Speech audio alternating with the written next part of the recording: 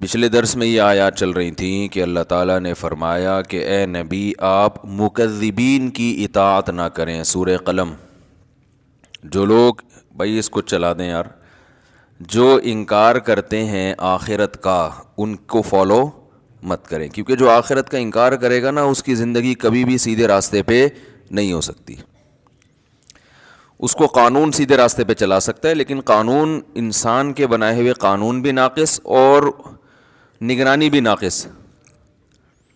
لوگ کیمرے لگا دیتے ہیں، وہ کیمرہ ہی چوری ہو جاتا ہے. تو اس لیے جب تک اللہ کا خوف نہیں ہو، آخرت میں جواب کا خوف نہیں ہو، تو انسان سیدھے راستے پہ چل ہی نہیں سکتا. ناممکن ہے یہ. وہ مشہور واقعہ ہے نا، ایک تو بیان شروع ہی واقعات سے ہو جاتا ہے، تو یہ پھر کیا کریں. وہ ایک تقریب میں ایک خاتون کا لاکٹ چوری ہو گیا، بڑا قیمتی لاکٹ تھا. اب میزبان نے اعلان کیا بھائی یہ بڑا قیمتی لاکٹ ہے، اللہ کا واسطہ جو جس کا ہے دے دو. لوگوں نے کہا ایسے تو جو بھی دے گا وہ پکڑا جائے گا، کہ وہ سب کو پتہ چل جائے گا چور ہے، تو چور کا راز بھی فاش نہ ہو اور لاکٹ بھی واپس آ جائے. اس کا طریقہ یہ کہ لائٹ بجھا دو، خوبصورت سا پیالہ رکھو، بھائی جس نے لاکٹ چرایا ہے اس کو اللہ کا واسطہ دو، بولے بھائی چپکے سے اس میں ڈال دو، کسی کو پتہ بھی نہیں چلے گا، لاکٹ بھی آ جائے گا. لائٹ آف کر دی گئی. پہلے تو ڈرایا گیا، سمجھایا گیا، رونا دھونا کیا گیا، بھائی اللہ خیال تھا ترس آ جائے گا چور کو. تو لائٹ بجھا دی گئی. لائٹ کھولا تو دیکھا پیالہ بھی غائب ہے. صحیح. لائٹ آن کی تو دیکھا کہ پیالہ بھی غائب ہے. تو آخرت کا خوف نہ ہونا تو پھر انسان پر کوئی نصیحت اثر نہیں کرتی، اور آخرت کا خوف ہے تو بہت ساری چیزوں سے بچا رہتا ہے. ہمارے ہاں جو مسلمانوں میں کچھ جرائم ہیں، کچھ نہیں بھی تو ہیں نا، بہت ساری ہم میں خوبیاں بھی تو ہیں، جو برائیاں نہیں ہیں. وہ کیوں نہیں ہے؟ آخرت کا خوف، ڈر ہوتا ہے یار، جانا تو ہے نا قبر میں. تو اللہ نے اس لیے حکم دیا مکذبین کو فالو مت کرو. اور ہم صبح و شام جن کو فالو کرتے ہیں وہ مکذبین ہی ہیں سارے. وہ آخرت پر ایمان نہیں ہوتا ان کا، ہوتا ہے تو ایسے کمزور. تو وہ کہاں سے آپ کو سیدھے راستے پہ چلائے گا بھائی؟ وہ تو پیسہ، شہرت، عزت، صحت، یہ 4-5 چیزوں میں گھماتا رہے گا آپ کو. عزت، پیسہ، شہرت. ہم جب چھوٹے تھے، حضرت اپنے شیخ حضرت مفتی رشید احمد صاحب رحمہ اللہ کی مجلس میں ہم جا کے بیٹھنا شروع ہوئے، تو اہل اللہ کی، ولی اللہ ہونے کی ایک علامت یہ ہوتی ہے کہ ان کی صحبت میں بیٹھ کر دنیا کی محبت کم ہوتی ہے. سمجھ رہے ہیں نا؟ دنیا کی محبت یہ اہل اللہ کی علامت ہوتی ہے. انسان کو زیادہ دولت، پلاٹوں، جائیداد، یہ باتیں کرنا اچھا نہیں لگتا. کام کرتے ہیں زیادہ باتیں نہیں کرتے، اس میں اس کو اچھا نہیں لگتا. یہ اس کی علماء مثال دیتے ہیں کہ جیسے واش روم ضرورت تو ہے، تو ضرورت سے انسان جاتا ہے واپس آتا ہے، وہاں کوئی شوق سے نہیں بیٹھتا کہ یار مجھے بڑا اچھا لگ رہا ہے تو میں یہیں بیٹھا ہوا ہوں، بیگم یہیں کرسی لے آؤ، یہیں ڈال کے بیٹھتا ہوں، یہیں چائے پیتا ہوں، یہیں مطالعہ کروں گا. کوئی کرتا ہے ایسے؟ ضرورت سے جاتا ہے بھائی نکلو. تو ضرورت تو ہے دنیا کی، ہر شخص کو ہے، پیٹ اللہ نے لگا دیا. عزت بھی ہر ایک کی خواہش ہے، عزت بھی انسان کے لیے ضروری ہے، بہت سے مصیبتوں سے بچا رہتا ہے عزت کی وجہ سے. صحت تو بہت ہی ضروری ہے، وہ تو ہم بھی بیانات کر چکے ہیں، اسلام کا حکم ہے صحت کی حفاظت کرو. لیکن ان چیزوں سے دل لگانے کی اجازت نہیں. دل بڑی قیمتی چیز ہے، یہ بہت سوچ سمجھ کے لگایا جائے گا. دیکھو دل ایسے کو دیا جاتا ہے جو دل کو پریشان نہ کرے. کیا خیال ہے؟ بات سے بات نکلتی ہے، موضوع چینج ہو جاتا ہے. سورہ قلم لے کے چل رہے ہیں، لیکن چلو یہ بات بھی تھوڑی سی کمپلیٹ کر دوں. سکون کہاں ہوتا ہے؟ دل میں نا. سائنٹیفک تو دماغ میں ہوتا ہے، میں بھی اس گہرائی میں نہیں جا رہا، کیونکہ بہت سے نا لوگ بیٹھے ہوتے کہتے ہیں بھائی یہ تو دماغ کی ساری، دل کا تو کام صرف پمپنگ کرنا ہے. تو شریعت نے تو ہر چیز کی نسبت دل کی طرف کی ہے نا.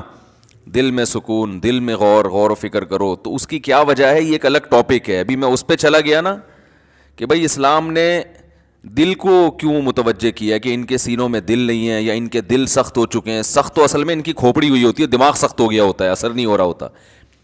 تو وہ ایک الگ بات ہے، اس کے میں اشکال کے جواب دے بھی چکا ہوں، ابھی میں اس طرف نہیں جاؤں گا. لیکن عام محاوروں میں نسبت دل ہی کی طرف ہوتی ہے. بھائی ہم نے تمہیں اپنا دل دے دیا، اس کے تمہارے دل میں اس کی محبت نہیں ہے. تو اس محاورے میں آپ کی دل سے جو مراد ہوتی ہے میری بھی فی الحال وہی مراد ہے، تاکہ بات آگے چلے نا. تو سکون کا محل کیا ہے؟ دل. خوشی کا محل کہتے ہیں جگہ. خوشی کس جگہ پہ ہوتی ہے؟ دل میں ہوتی ہے. غم کہاں ہوتا ہے؟ دل میں. کہنا تم نے میرا دل دکھا دیا، تم نے تو آج میرے دل کو خوش کر دیا. تو انسان صبح و شام سکون کے لیے کوششیں کرتا ہے، خوشی کے لیے کوششیں کرتا ہے. تو خوشی کے لیے انسان کی جو کوششیں ہوتی ہیں، تو جب ان کوششوں میں کامیاب ہوتا ہے تو خوشی محسوس کہاں ہوتی ہے؟ دل. تو پتہ یہ چلا، دیکھیں انسان خوش ہوتا ہے اپنی محبوب چیز کے ملنے سے، ایسا ہی ہے نا. تو دل کب خوش ہوگا؟ جب دل کو اس کی محبوب چیز ملے گی. دل چاہ رہا ہے یہ کھا لو، کھاؤ گے تو خوش ہو جاؤ گے. دل چاہ رہا ہے یہ کر لو، وہ کام کر لیا تو خوش ہو جاؤ گے. دل چاہ رہا ہے کہ یہ چیز مل جائے، گاڑی مل جائے، مل جاتی ہے تو دل کیا ہوتا ہے؟ خوش ہوتا ہے. تو سارا جو مسئلہ ہے نا وہ ہے دل کا. تو یاد رکھیں کہ دل کو خوش کرنے کے لیے یہ ضروری ہے کہ اس کو اس کی محبوب چیز ملے. تو جن چیزوں سے دل کو پہلے سے محبت ہے نا وہ انسان کو ملتی نہیں ہے. ٹینشن والا مسئلہ یہ ہے.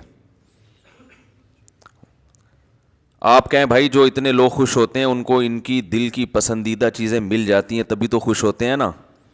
بھائی مسئلہ ایک دل میں بہت بڑا فالٹ یہ ہے کہ اسے اس کی جب محبوب چیز ملتی ہے تو اس کے دل میں اس سے زیادہ کی خواہش پیدا ہو چکی ہوتی ہے. سمجھ رہے ہیں بات کو؟ لہذا یہ پہلی مرتبہ میں تو اس سے خوش ہوتا ہے، اس کے بعد پھر یہ اس سے خوش نہیں ہوتا، اس سے زیادہ مانگتا ہے. ہمارے ایک دوست ہیں، اللہ نے ان کو مالی وسعت دی، وہ ایک زمانے میں بڑی غربت تھی، تو مجھے اپنا واقعہ بتا رہے تھے کہ یار جب ہم غریب تھے، مدرسے میں پڑھتے تھے، کہتے ہیں تو میں نے اس وقت کہیں سے ہمیں یاد ہے ایک پراٹھا آ گیا کہیں صبح ناشتے میں سوکھی روٹی ملتی تھی. تو کہہ رہے ہیں وہ پراٹھے کے نا ہم سب طلبہ نے ٹکڑے کیے، ایک ایک ٹکڑا، ایک ایک پراٹھا سب کو ملا، یعنی پراٹھے کا ایک ایک ٹکڑا سب کو ملا. کہہ رہے ہیں یار اس وقت اس میں اتنی خوشی سے ہم نے وہ ٹکڑا کھایا ہے کہ اب انڈے مکھن میں وہ مزہ نہیں آتا. وجہ کیا ہے؟ اس وقت غربت تھی، اس وقت پراٹھے کی محبت تھی. یار صبح روٹی کھا رہے ہیں، کسی دن پراٹھا مل جائے تو ایک ٹکڑا ملا تو دل اتنا خوش ہوا جتنا کوئی ڈیفنس کلفٹن میں رہنے والا مکھن کباب پہ خوش نہیں ہوتا. تو کہنے لگا یار اب تو سب کچھ مل رہا ہے لیکن وہ خوشی نہیں ہوتی. تو وجہ کیا ہے بھائی؟ جب اس سے کم مل رہا تھا تو دل میں پراٹھے کی خواہش تھی، جب پراٹھا ملنا شروع ہو گیا تو اب خواہشات اس سے. یہ جو بڑے بڑے مالدار لوگ ہیں نا ہمارے، اکثر سیاستدان، سارے نہیں، یہ کباب پراٹھے پہ تھوڑی خوش ہوتے ہیں. ان کو آپ بریانی کھلا دو، ان کو سیخ کباب کھلا دو، ملائی کیا، یہ تو غریبوں کے کھانے ہیں. بھئی اب کیا کھانا ہے؟ آپ نے کباب بھی کھا لیے، پراٹھے بھی کھا لیے، آپ نے جو ہے وہ نہاری بھی کھا لی، بریانی بھی کھا لی، برگر بھی کھا لیا، پیزا بھی کھا لیا، ایسی ایسی خوراکیں، ترکی کی ڈشیں آپ نے کھائی ہیں، جاپنیز ڈشیں آپ نے، جو ان کا دل چاہتا ہے کھاتے ہیں، لیکن ان کو اس میں وہ مزہ نہیں آتا. یہ کہتے ہیں وہ جائیدادیں کھلاؤ اب ہمیں. یہ کباب یہ تو ڈیفنس کلفٹن کے عام مالدار لوگ کھا لیتے ہیں یار، یہ کیا ہے؟